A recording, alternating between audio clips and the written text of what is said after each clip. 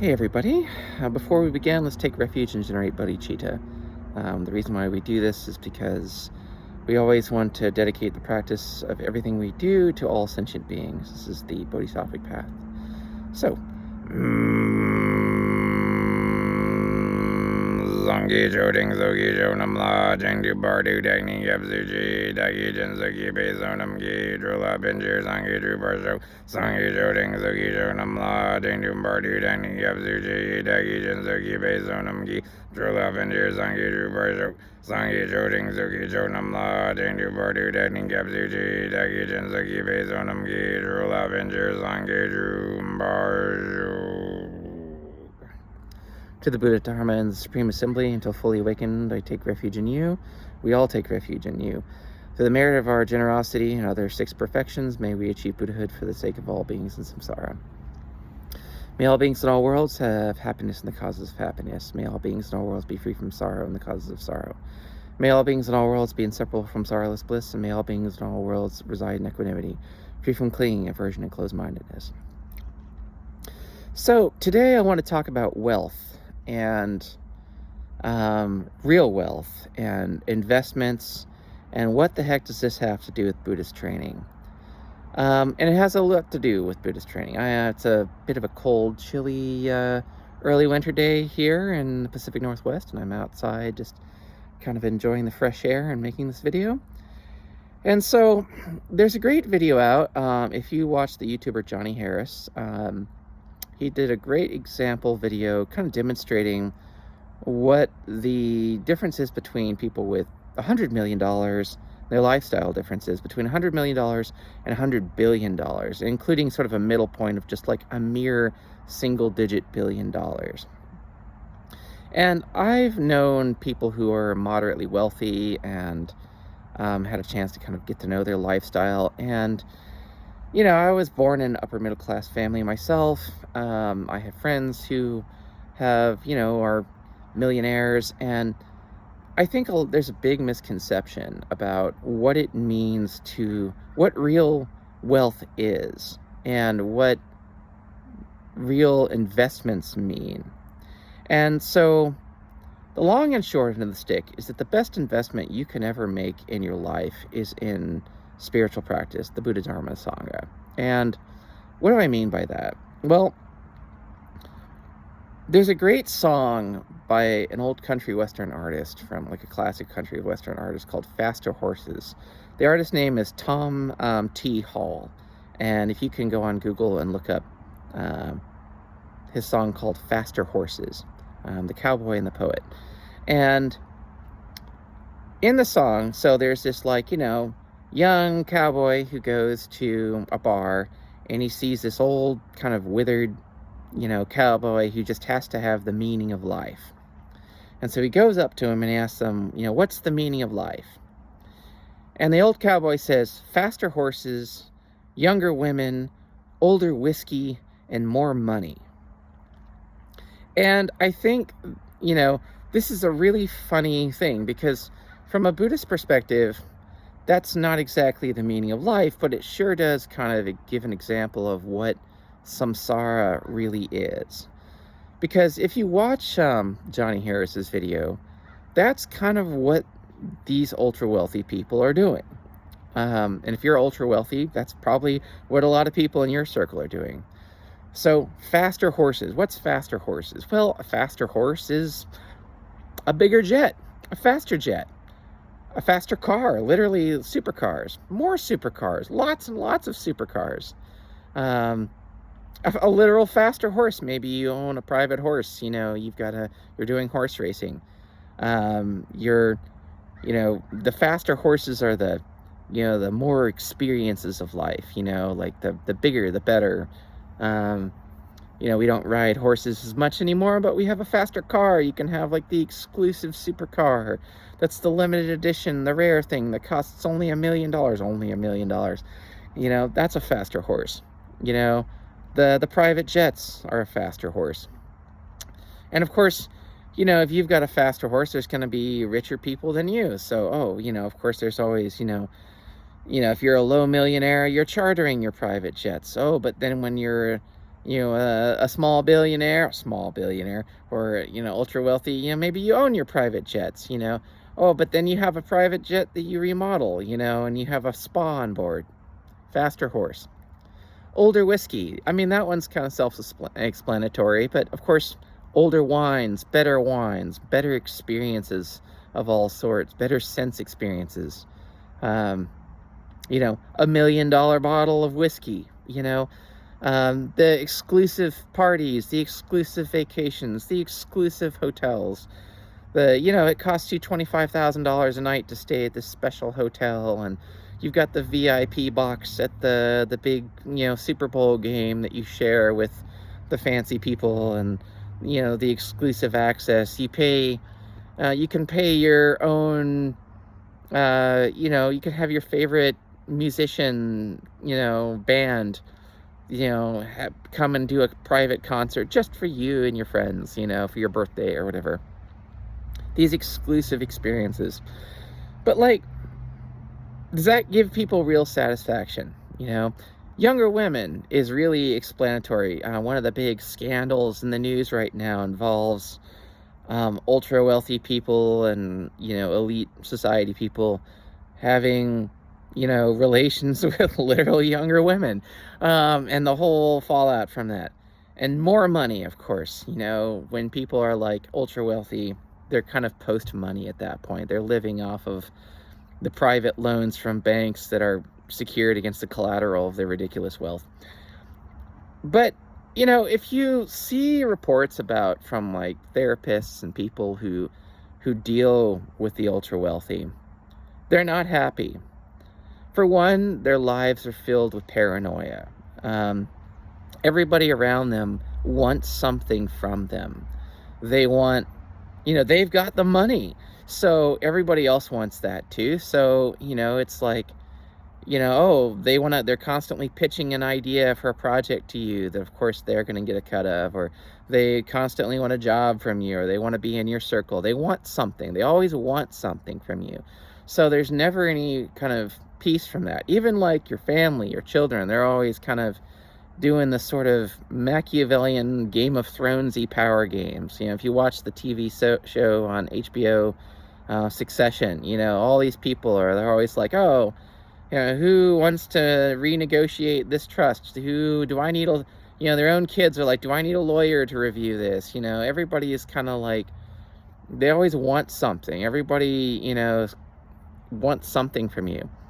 And even if you have all that power, you're and all that money, you're afraid of losing it. A lot of these ultra wealthy are, it's unrealized gains in the stock market. So what if it all collapses? What if society collapses? So they're building bunkers. They're surrounding themselves with private security and former Navy SEALs and people like that to kind of protect it. They've got all these asset managers trying to keep them, to prevent them from paying taxes or reducing taxes.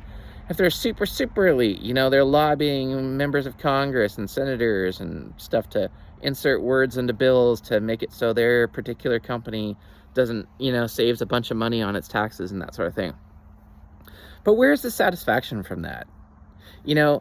I think people who, grow up, people who are the have-nots of life, people who are not ultra wealthy, which is most people, they think, if I were to have that money, I'd do all these things. But when something becomes normal to you, it just becomes the boring thing. That's just normal life.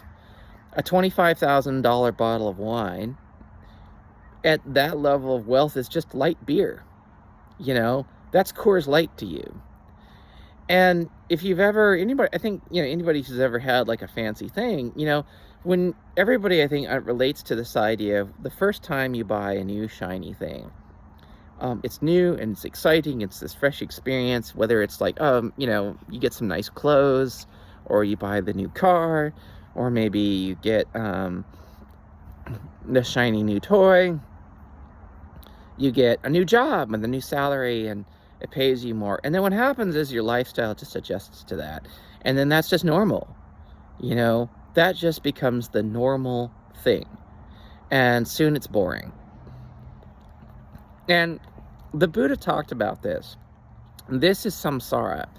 The term dukkha in Buddhism is often referred to as suffering, but a much better translation is dissatisfactoriness and or stress. Just stress and dissatisfactoriness, that we are not satisfied with anything.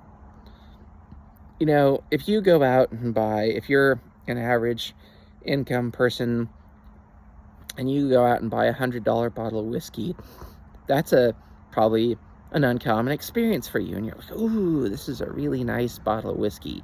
And oh, it's like this limited edition and fancy flavors and stuff. But like, if you're, ultra wealthy, that's just your normal evening drink. That's not fancy. That's just standard. That's, it's like going and getting a 6-pack of PBR, right? Is PBR the ultra experience for most people who drink PBR every day? No. But if you're a person from a third world country and you've never had a PBR, maybe PBR is really fancy for you. And this is the thing. It's like every time you have a new experience, your expectations of what is normal adjusts to that new experience. And so it's never satisfying. You get a thing and it's shiny and fancy for a minute, and then it's normal and it's boring, and now you're chasing the next high. This is the nature of sense experience. When you go and you want the shiny thing, it just becomes another thing that becomes normalized, even if you get it. If you don't have it, you want some. If you have some, you want more. If you have lots, you're afraid of losing it. And even if you're like the ultra 1% of society in terms of material wealth, you're just vying with other people to have the most exclusive experience. And then it becomes all about creating stuff, like, oh, I can create new, because normal stuff that you buy off the shelf, even if they're like, really nice stuff, becomes boring. So now you've got money to create things. Oh, I can create my custom car. It's an art thing, or I'm going to create my custom house. I'm going to create the custom everything. I'm going to have a custom yacht. It's going to be built just the way I like it. But even that stuff becomes boring. The act of creation itself, the ability to create things, art even, on a scale that large, even if, it's just another thing. The building and designing your own yacht becomes just like, an ordinary person being at home, baking a cake. It's nice, and while you have it and you eat it and you enjoy it and it's tasty, and then it's boring, and then you're like, oh, I want a new cake now. Name one cake you've ever eaten that is like satisfies you permanently. It doesn't. These things are satisfying for a minute, and then they're kind of, now I want something else. I'm kind of bored with that. And that's the nature of reality, the nature of sense experience. We cling after things, and they're not enough for us. And we encounter other sense experiences, things with our eyes, our ears, our nose, our tongue, our skin, these experience of the senses. And we say, oh, I don't like that thing. I don't like that. I have the comfortable lifestyle, and I don't want to lose the comfortable lifestyle because I enjoy it. Or I like this music, but I don't like that music. Or I like this flavor, I don't like that flavor, I like these kinds of people, I don't like those kinds of people, It just becomes a kind of like, dislike, chase this, avoid that. And no matter how much we avoid something, there's always going to be something else that we encounter that we don't like. And no matter how much we get things we do like, they're going to become boring to us, and we're going to become dissatisfied with them. And we chase after some other thing that we want, that we think that we want, that, will give us the thing that we're really wanting. And that is dukkha. That is samsara. If you look at the kind of the wheel of life, the Bhava Chakra in Buddhism, and you have these 6 realms of existence. Even in the God realms, the Deva realms, where a life of great comfort, where people have their niche and where everything is kind of set up for people, it's not satisfactory being still full, because what is that? It's just, life just becomes, everything is fancy whiskey. There's even, I mean, that is a kind of hell realm in a way, because nothing is satisfactory. If you have the best of everything and it never satisfies you, then it feels like you only go down from there. And it's so easy to go down from there if the market collapses or things happen. And so this is what Buddhists train for, because, in the Dhammapada, it said that, the only state from which we can never fall, it's like nirvana is the highest bliss. The only state from which we can never fall is the awakened state. One of the things that a lot of people who are chasing after material wealth and material goods don't understand is that they're going to be reborn. And all that you take with you into your next life is the attitude and the energy that you have created in this one. So if you're clinging after constant things, and if someone is like disdaining, the have-nots in life, then that is what they create for them in their future life, is the circumstances that they're setting up circumstances for them to learn how to correct that kind of attitude. So if they have disdain for lessers in their mind, then they will set up the circumstances that helps them be an antidote. That'll be an antidote. The circumstances will be an antidote for that. Sorry, it's getting a little cold out here. And so real wealth, true wealth, wealth that cannot be taken, wealth that is indestructible, the true gem is Buddhist training, true spiritual training. And why is that? Because when we spiritually advance ourselves, we come to know the Dharmakaya, which is the true nature, the true basic space of phenomena, the true nature of all things. We can have real lasting peace. Not just I have this and it tastes great and it was a fun high, it was a great experience, and now I'm bored and I want something else. Not a kind of like an experience that will dissatisfy us, but an experience that gives us real, lasting, true, permanent peace, eternal peace. A high that never goes away, if you want to think of it like that way, because it's beyond highs and lows. The ability to reside in that kind of equanimity is the true 1% wealth. It's the 0.1% wealth. It is the wealth that can never be taken.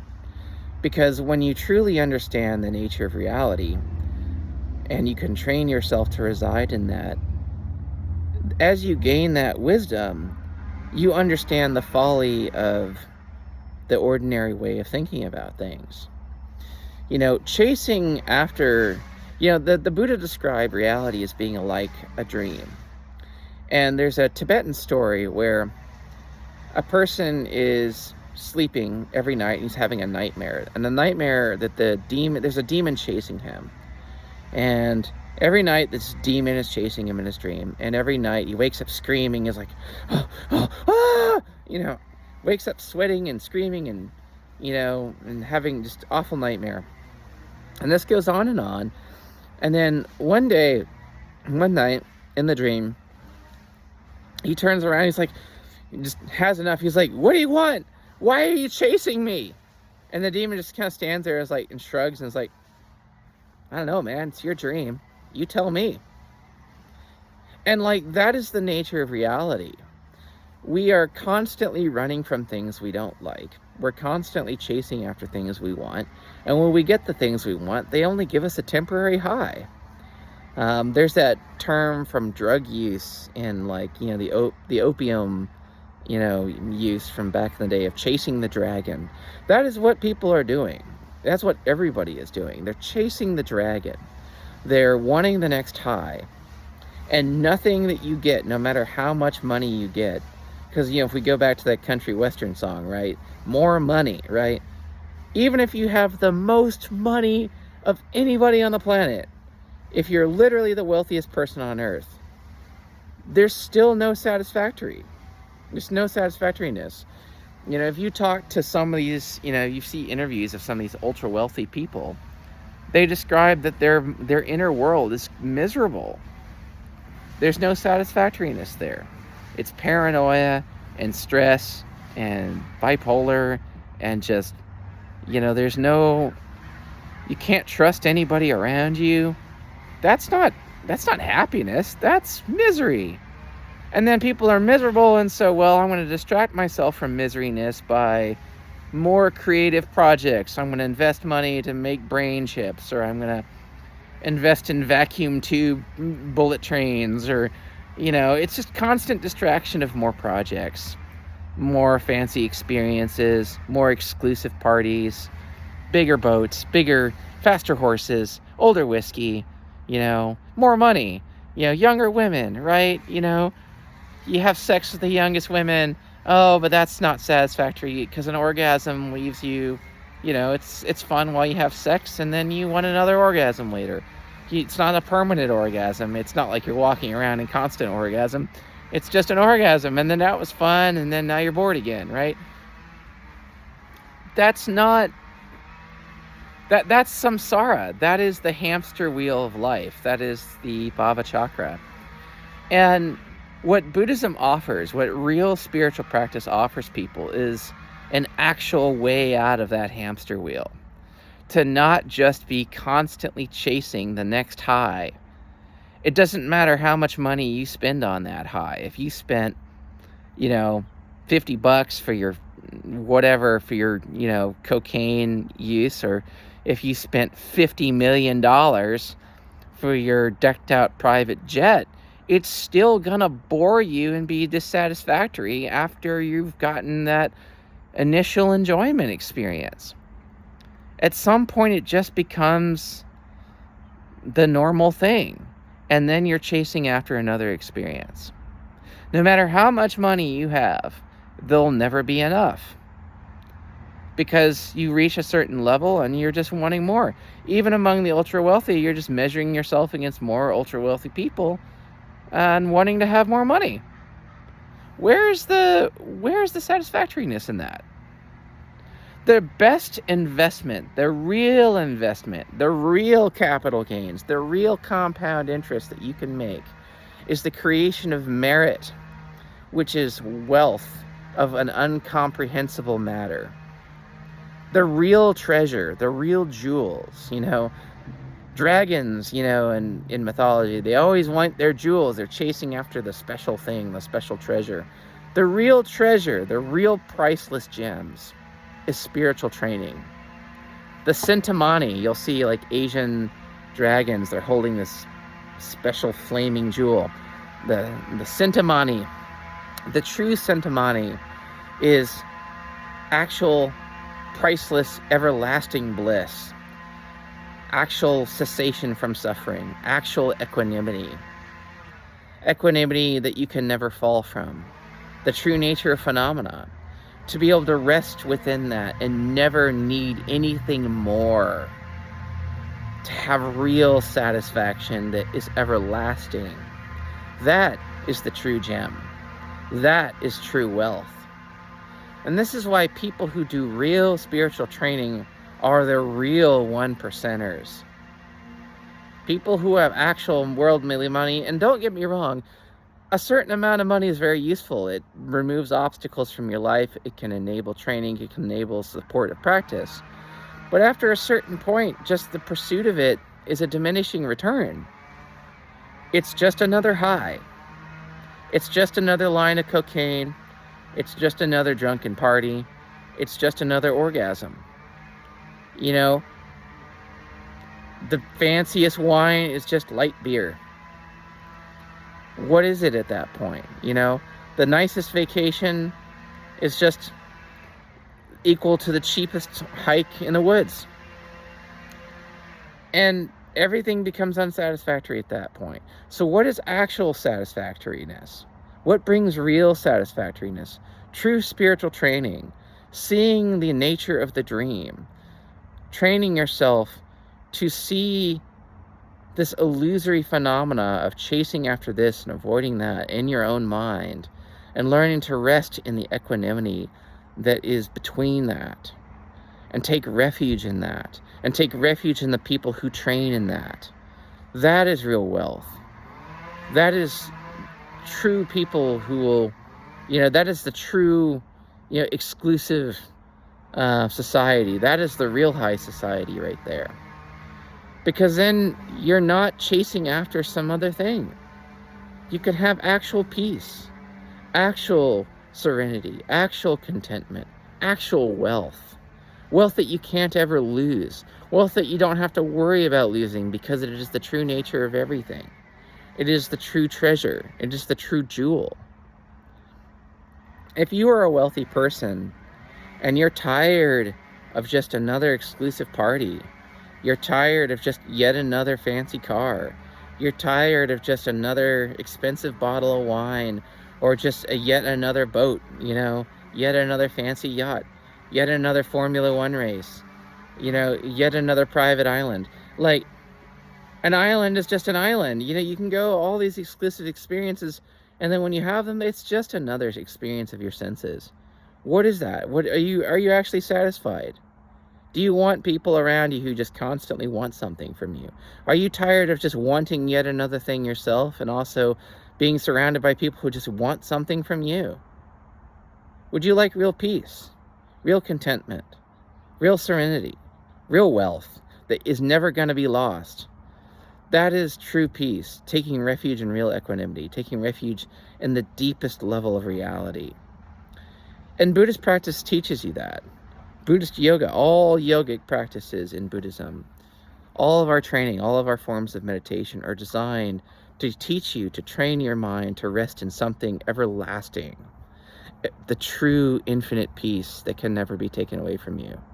And whether you are the poorest person who's taking, chasing after cigarettes and cheap beer and cheap drugs and just the cheapest experiences, or whether you are the most worldly wealthy person who's chasing after yet another expensive boat, yet another private jet, yet another exclusive concert. Is a football game really that much better if you are in the bleachers versus in a private box surrounded by ultra wealthy people? It's still just a football game and booze.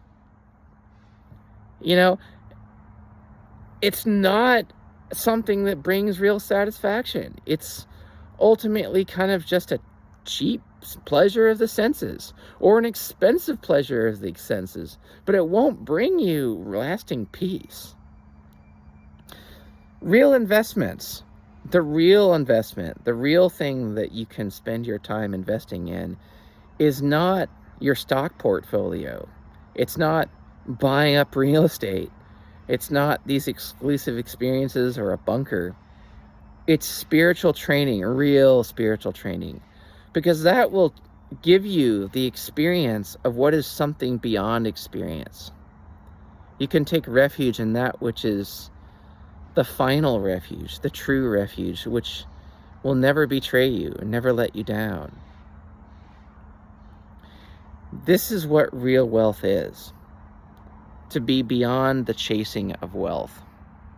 To be beyond the chasing of sense experience. To be able to enjoy, life and have bliss, but not have to chase after everything. To just be like, yeah, that was nice, that was enjoyable, but I don't need it to be happy. I don't need the next high. That is what real wealth is. And that is what real Buddhism brings you. And that is why the investment in spiritual training is the best investment you will ever do. Every hour that you spend training your mind in Buddhist practice will bring you unfathomable returns and peace in both this life and in future lives. Because the real wealth is to be beyond the need to chase wealth, to beyond the need to being averse to not having wealth, to be beyond these clinging and aversions. So that's it. That's my talk for today. I hope you all found it helpful. Go check out those videos. Tom T. Hall is a country music singer. It's a great life lesson in what not to do in that. And go watch that Johnny Harris video. It's very interesting to see how these people live. And ask yourself, is that really just something that's satisfactory? Go watch a bit of that TV show Succession and ask yourself if that's something that's really a life that is worth living? Is that happiness? Doesn't seem like it to me. Hope everyone has a great day. Whether you are dirt poor or have billions of dollars, if you see this video, think about that. Think about what real wealth, true wealth actually is, and whether you're really happy. And maybe whether you'd like to have happiness that doesn't depend on all these things that are just gains and losses. Would you like to be beyond gain and loss? Would you like real wealth, real peace? All right, let's dedicate the merit.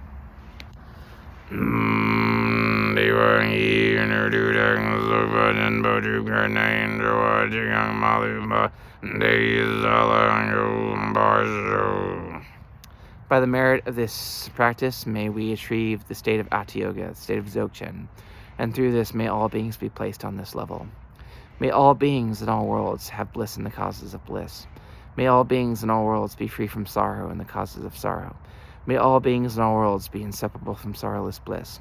And may all beings in all worlds reside in equanimity, free from clinging, aversion, and closed-mindedness. Have a wonderful day, y'all.